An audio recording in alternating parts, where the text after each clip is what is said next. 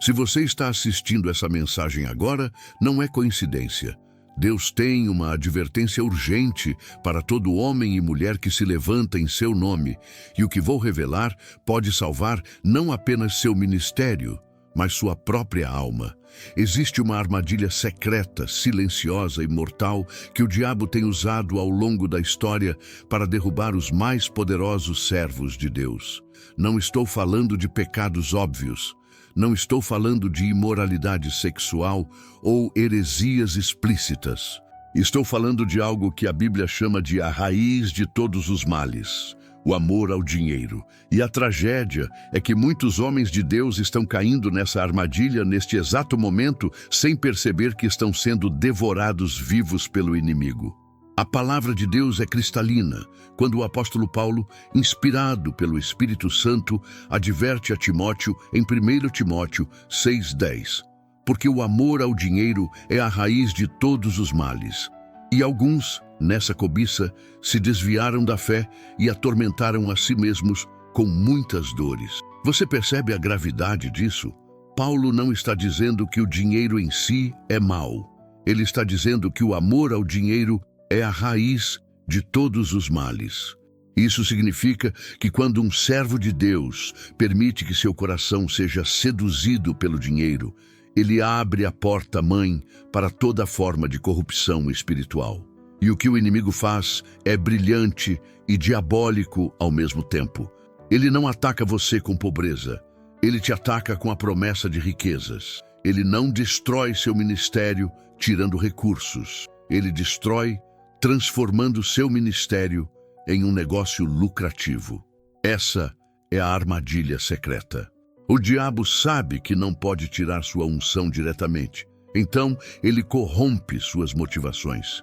Ele não consegue fazer você negar a Cristo abertamente, então ele faz você negá-lo sutilmente, transformando a piedade em fonte de lucro.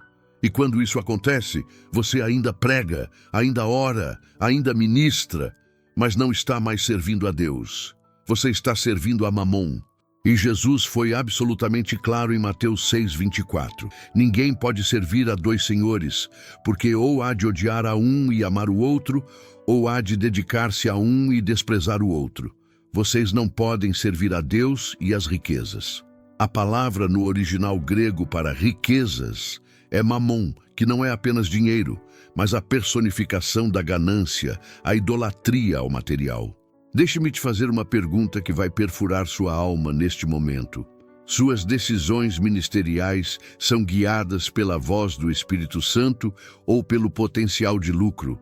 Quando você escolhe onde pregar, o que determina sua decisão é o mover de Deus ou o valor da oferta? Quando você produz conteúdo, escreve livros, grava mensagens, sua motivação principal é a glória de Deus e o avanço do reino, ou é quantos produtos você vai vender? Se você sentiu uma pontada no coração agora, não ignore. Isso é o Espírito Santo te alertando antes que seja tarde demais. CTA 1, após 4 parágrafos.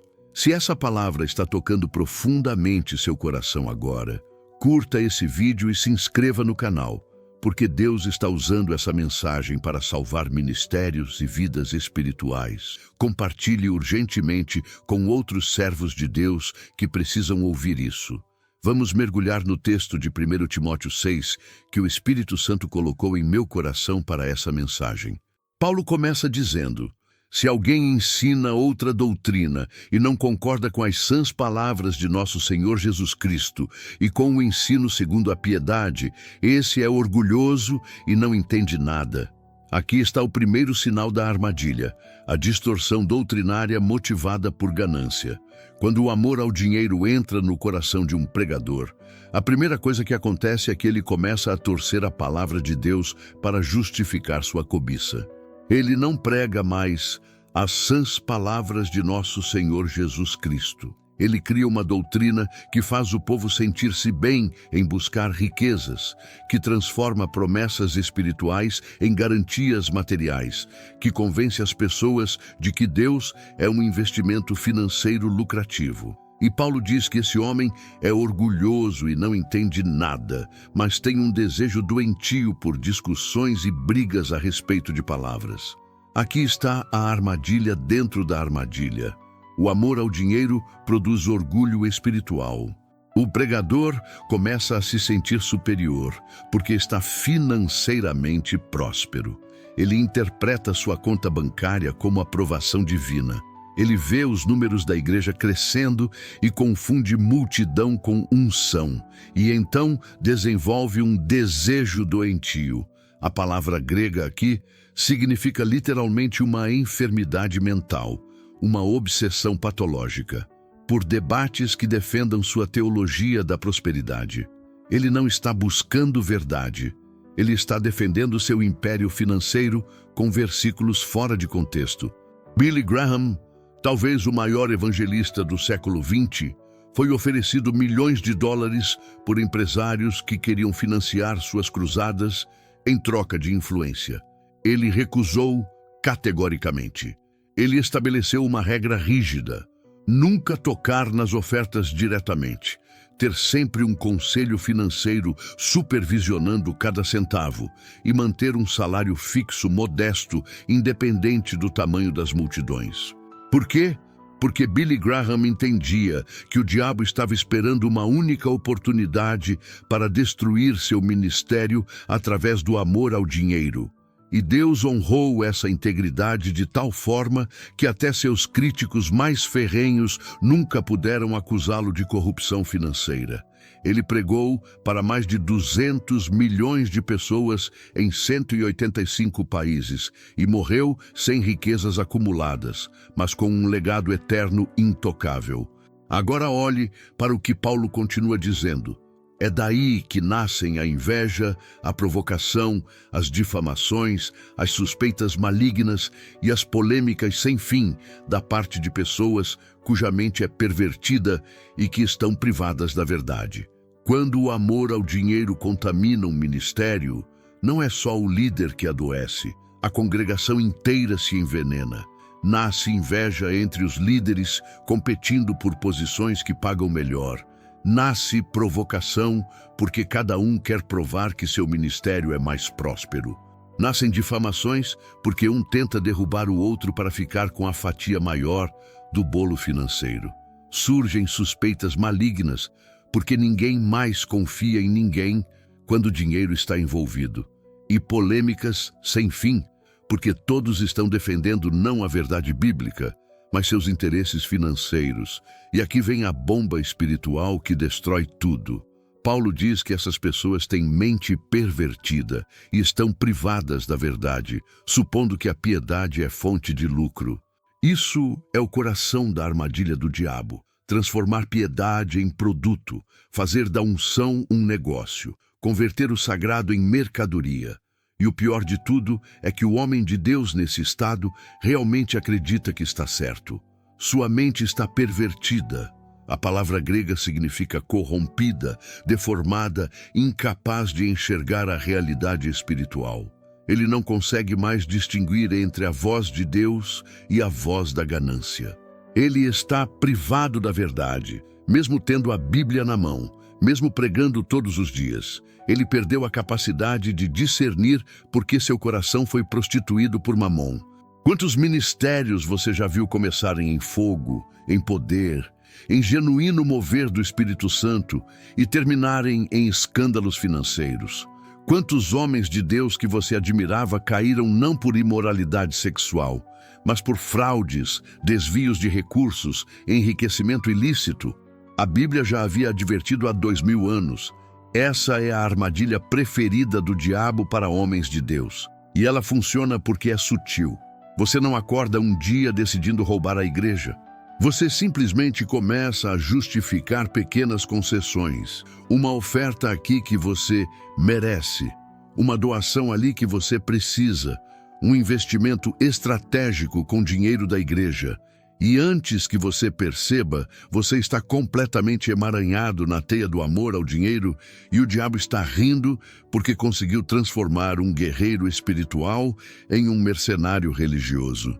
Mas agora Paulo vai nos dar a verdadeira teologia bíblica que destrói essa armadilha. De fato, grande fonte de lucro é a piedade com o contentamento. Você pegou isso? Paulo não nega que a piedade traz lucro. Ele redefine o que é verdadeiro lucro. O lucro não é a conta bancária, não é o patrimônio, não é a quantidade de bens acumulados. O verdadeiro lucro é a piedade acompanhada de contentamento. É você ter paz com Deus, independente do seu saldo.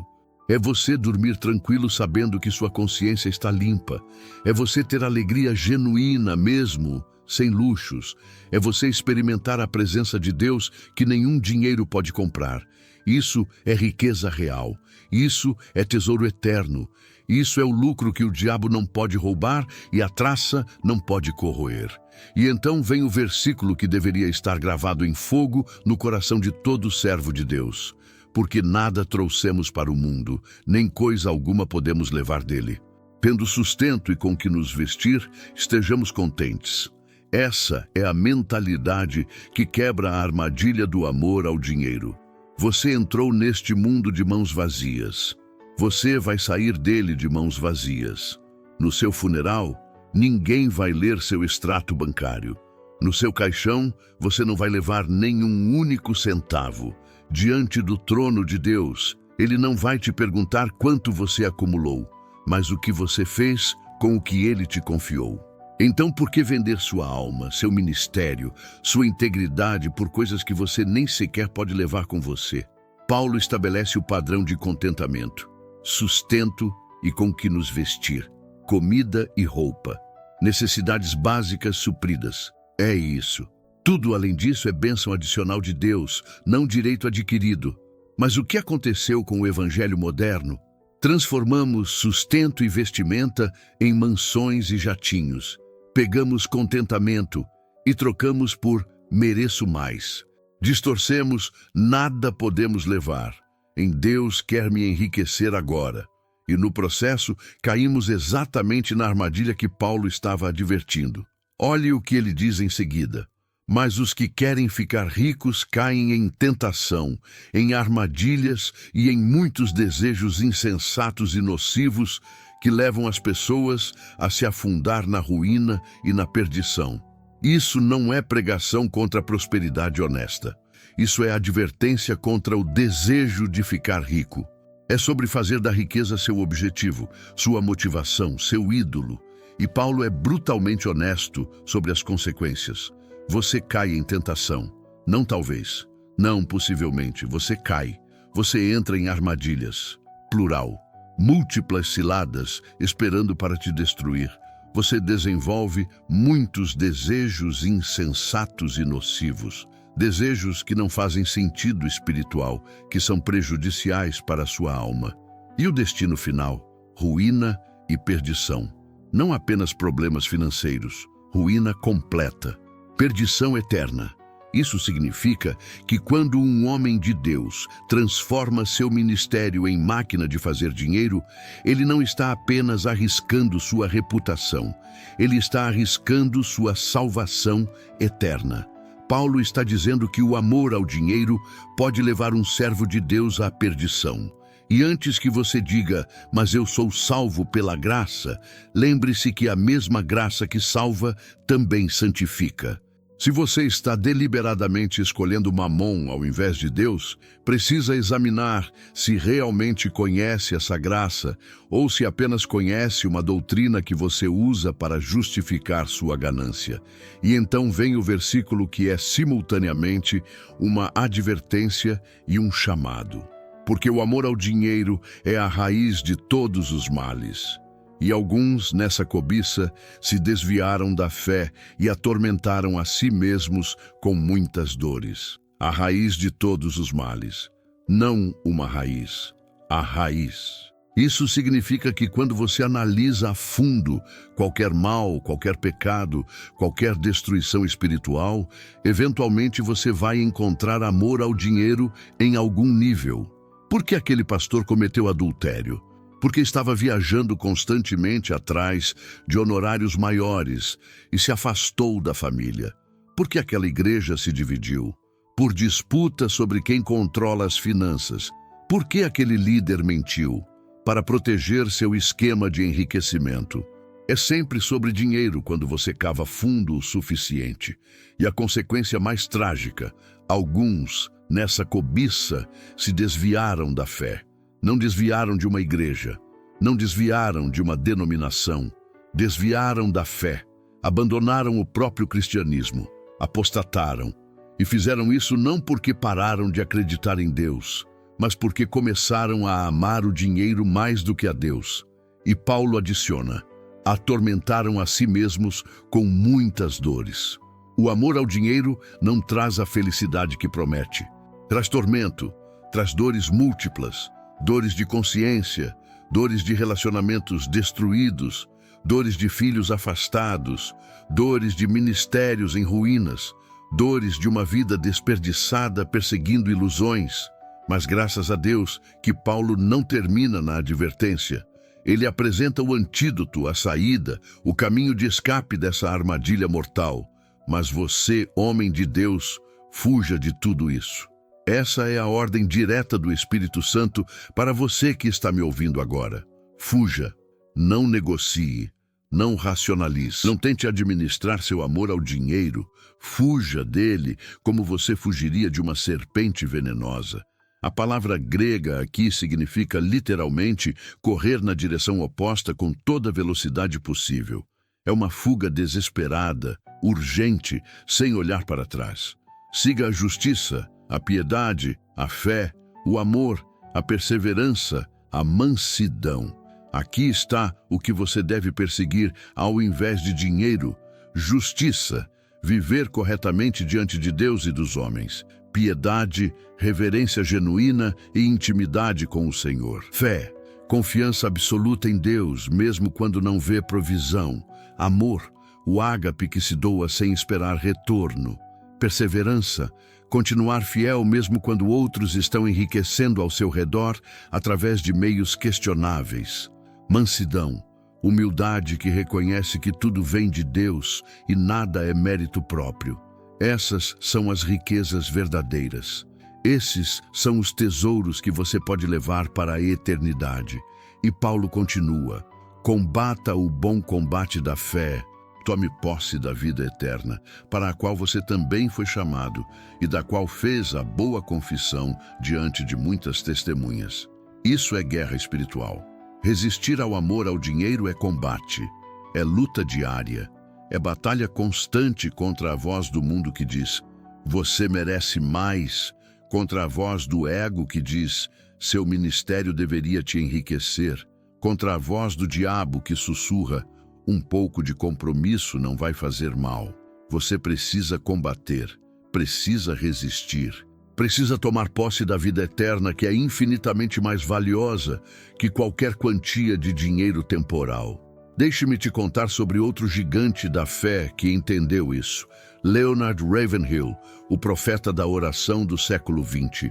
Ele recebeu convites para pastorear mega-igrejas com salários astronômicos. Recusou todos. Escolheu viver em uma cabana simples, passar horas de madrugada em oração, pregar verdades que não eram populares, mas eram bíblicas. Ele dizia: a igreja primitiva era uma igreja de mártires. A igreja moderna é uma igreja de mercadores. Ele via claramente a armadilha. Ele entendeu que o maior perigo para o homem de Deus não vem de perseguição externa, mas de corrupção interna, através do amor ao dinheiro. Agora me escute com muita atenção, porque isso pode salvar sua vida espiritual.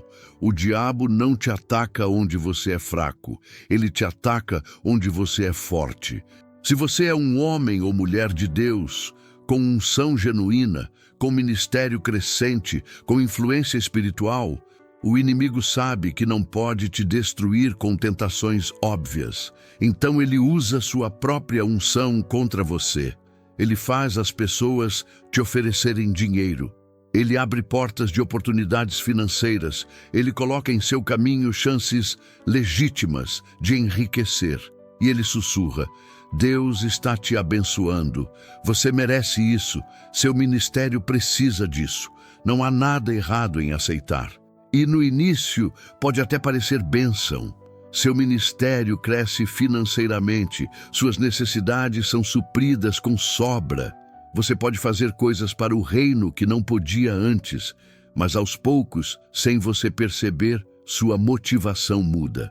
Você começa a tomar decisões baseadas em retorno financeiro. Você evita mensagens que possam ofender doadores grandes. Você suaviza verdades difíceis para não perder apoio financeiro. Você cria estratégias de crescimento que são, na verdade, estratégias de arrecadação.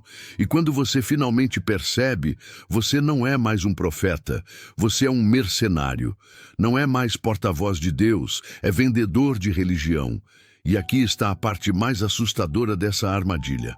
Você pode continuar sendo usado por Deus em certo nível, mesmo depois de cair nela. Deus ainda pode operar através de suas pregações, porque sua palavra não volta vazia. Pessoas ainda podem ser salvas, curadas, libertas em seus cultos, mas você, no íntimo, sabe que algo morreu. A intimidade com Deus que você tinha não está mais lá. As orações que antes quebravam você agora são mecânicas. A palavra que antes te alimentava agora é apenas material de trabalho. Você está operando o ministério, mas perdeu o ministrador.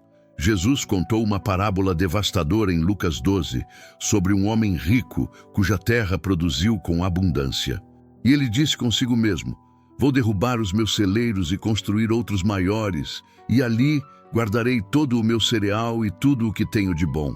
Então direi à minha alma: alma, você tem muitos bens guardados para muitos anos. Descanse, coma, beba e se alegre. Mas Deus lhe disse: insensato, esta noite a sua alma será exigida de você. E as coisas que você preparou, de quem serão? E Jesus concluiu: assim é o que ajunta tesouros para si mesmo, e não é rico para com Deus. Esse homem não era um criminoso. Ele trabalhou honestamente. Sua terra produziu legitimamente. Ele fez planos inteligentes de expansão. Mas Deus o chamou de insensato. Por quê? Porque ele ajuntou tesouros para si mesmo ao invés de ser rico para com Deus. Ele acumulou quando deveria ter distribuído. Ele entesourou quando deveria ter investido no reino. Ele se preparou para uma aposentadoria confortável quando Deus esperava generosidade sacrificial. E no final, tudo que ele juntou ficou para trás. E ele foi para a eternidade espiritualmente falido. Quantos homens de Deus hoje estão construindo celeiros maiores? Quantos estão expandindo patrimônios pessoais enquanto o reino de Deus passa necessidade? Quantos gastam mais em uma única viagem de luxo do que dariam em um ano inteiro para missões? Quantos têm múltiplas propriedades enquanto missionários vivem em condições precárias? Quantos dirigem carros que custam mais que o salário anual de 10 pastores em países pobres? E a justificativa é sempre a mesma: Deus me abençoou. Não há nada errado em desfrutar das bênçãos, mas será que Deus te abençoou para você acumular ou para você ser canal de bênção? A Bíblia é cristalina sobre isso.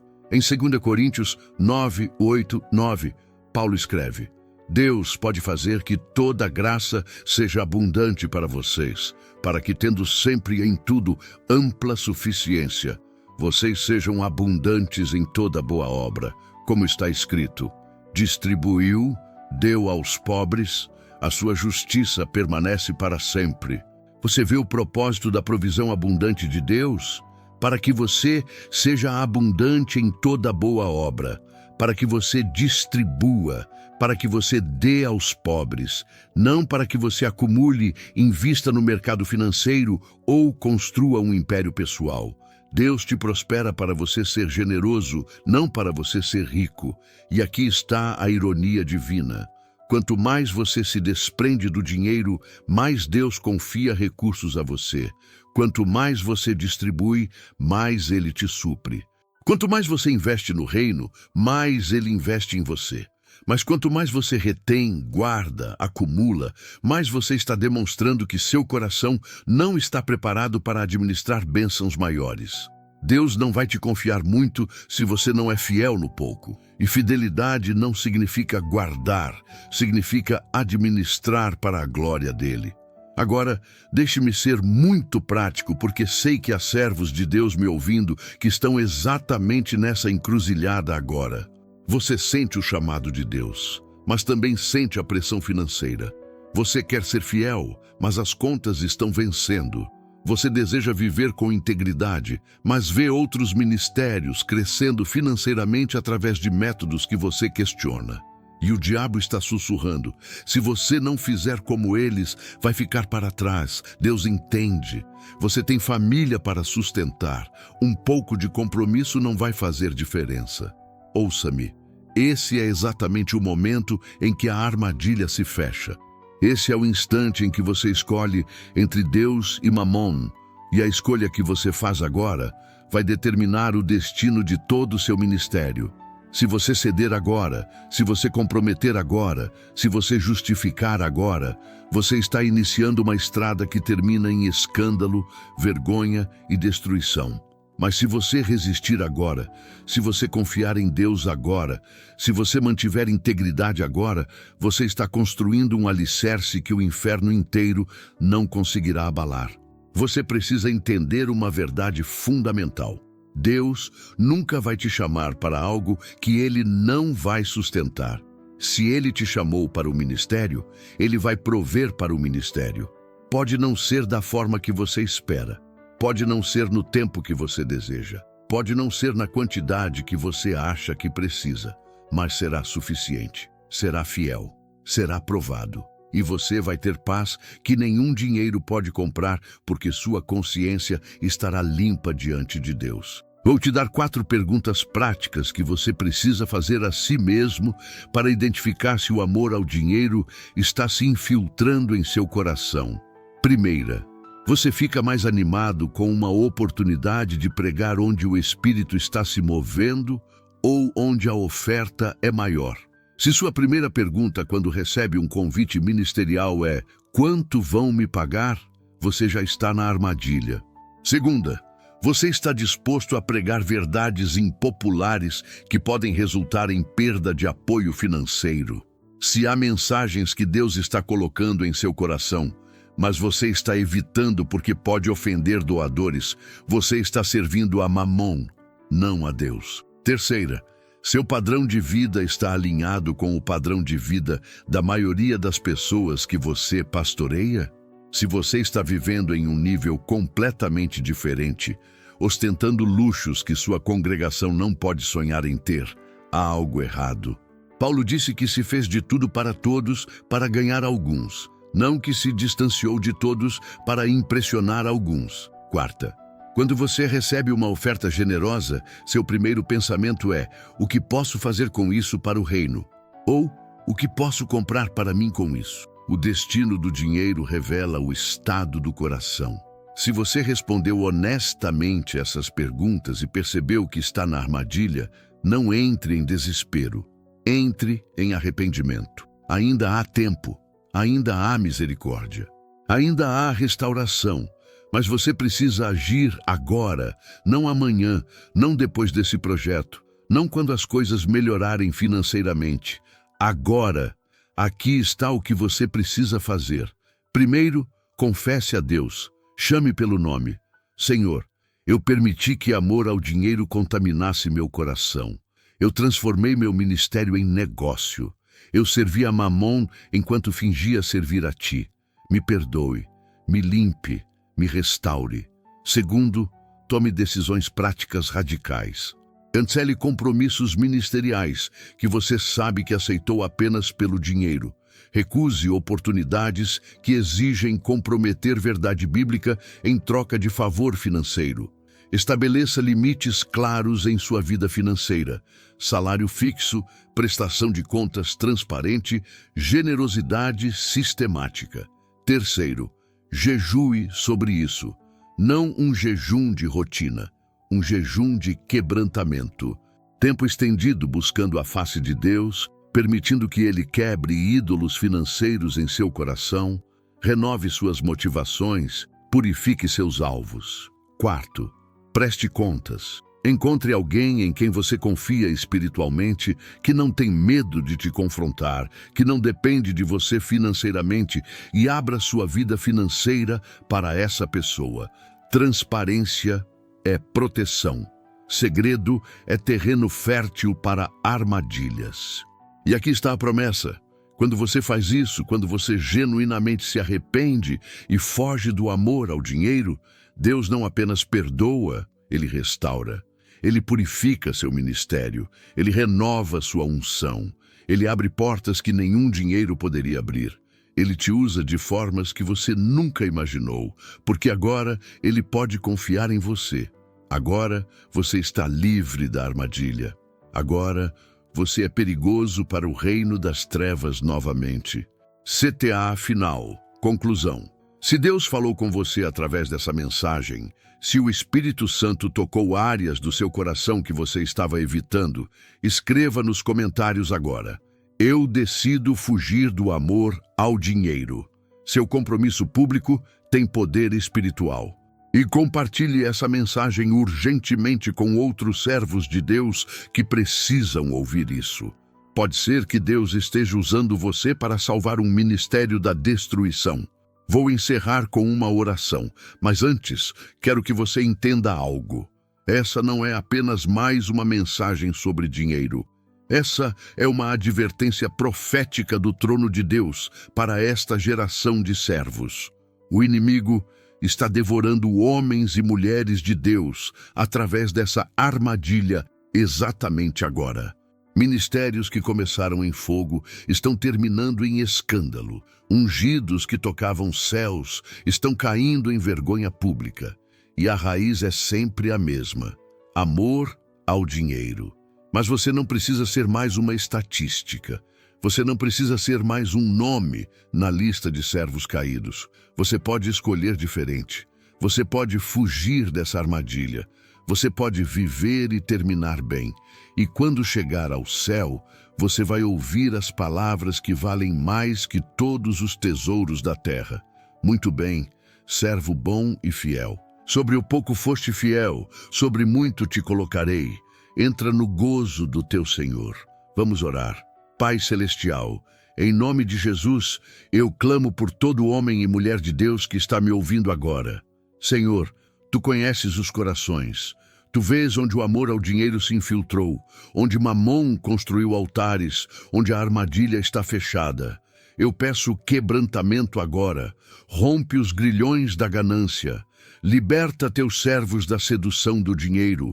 Restaura motivações puras. Renova chamados contaminados. Purifica ministérios corrompidos.